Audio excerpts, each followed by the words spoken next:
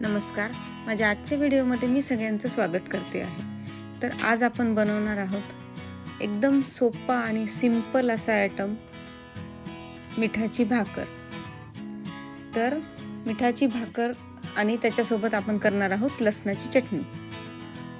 तर मिठाची भाकर करण्यासाठी सगळ्यात आधी मी इथं 2 मोठी वाटी ज्वारीचं पीठ घेतलेले आणि त्यामध्ये 1 चमचा जिरे घालून घेतलेले।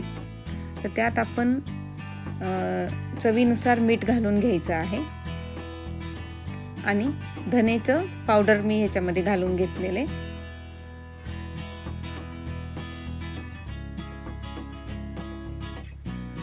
आणि त्याच्यासोबतच एक भरपूर अशी कोथिंबीर घालून घ्यायची।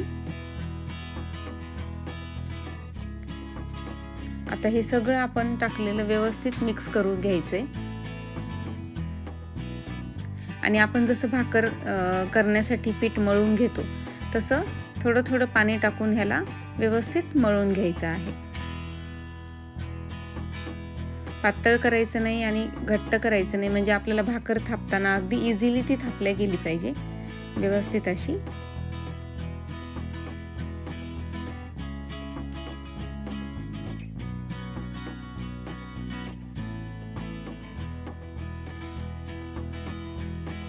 तर हा आयटम आमच्या इथं माझ्या आजोबांना फार आवडायचा।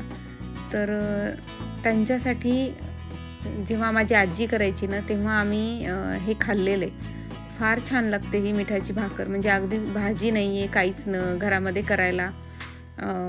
जर तुमच्याकडे काही दुसरं ऑप्शन नाही आहे, आपल्याकडे ज्वारीचं पीठ तर एनी टाईम अवेलेबल असते, मग त्यावेळेला असं आम्ही हे मिठाची भाकर आणि मस्त त्याच्यासोबत लसणाची चटणी करून खायचो। फार छान लागतं हे, गरम गरम खायची अगदी।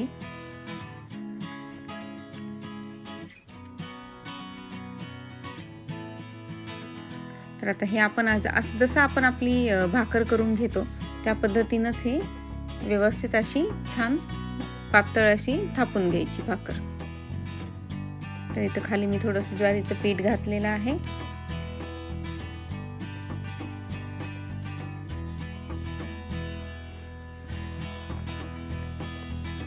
तुम्ही जर माझ्या चॅनलला सबस्क्राईब केलं नसेल तर पहिले सबस्क्राईब करून घ्या, लाईक करा आणि शेअर करायला विसरू नका। तर ती भाकर आपण छान थापून घेतलेली आहे। आता याला छान शेकून घेऊयात।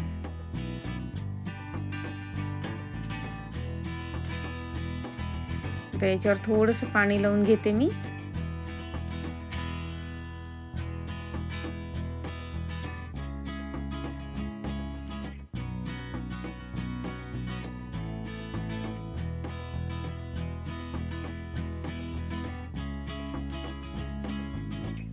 आता ही छान आपण भाकर शेकून घेणार आहोत।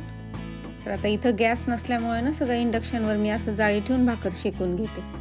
तर आता भाकर आपली तयार झालेली आहे, आपण लसणाची चटणी करून घेऊयात। तर लसणाची चटणी करण्यासाठी मी इथं 8 ते 10 लसणाच्या पाकळ्या घेतलेल्या आहेत आणि तर त्याच्यामध्ये आपल्याला 1 चमचा जिरं घालून घ्यायचंय आणि थोडीशी फ्रेश कढीपत्त्याची पानं घालून घेणार आहे मी। तर आता हे छान आपल्याला मिक्सरमध्ये वाटून घ्यायचंय।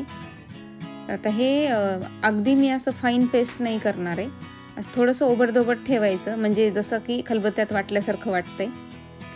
आता इथं माझ्याकडे खलबत्ता नाही आहे, सो मी मिक्सरमध्ये वाटून घेतलेलं आहे। आणि त्याला फोडणीसाठी मी इथे एका पॅनमध्ये तेल घालून घेतलेलं आहे, त्याच्यामध्ये जिरे मोहरी घालून घेऊयात। तेल थोडंसं जास्त घालायचं नॉर्मलपेक्षा।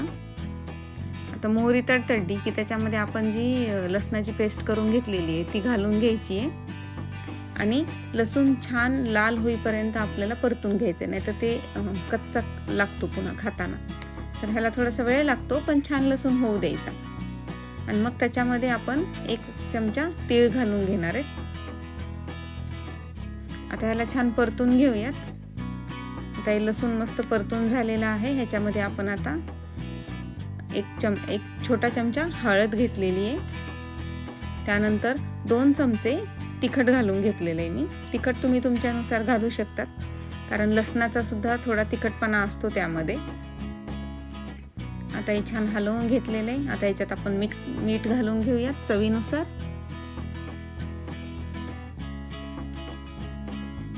अगदी सोप्या पद्धतीची आहे ही लसणाची चटणी. करून तुम्ही ठेवू शकतात.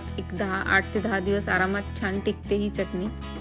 तर आता ही चटणी आपली तयार झालेली आहे. आता आपण भाकर घेऊयात. याचा ना वरचा जो पापुडा असतो तो अलगद काढून घ्यायचा आणि ह्याच्यावर आपलं मस्त साजूक तूप घालायचं. भरपूर तूप घालून घ्यायचं. खूप छान टेस्ट येते याने.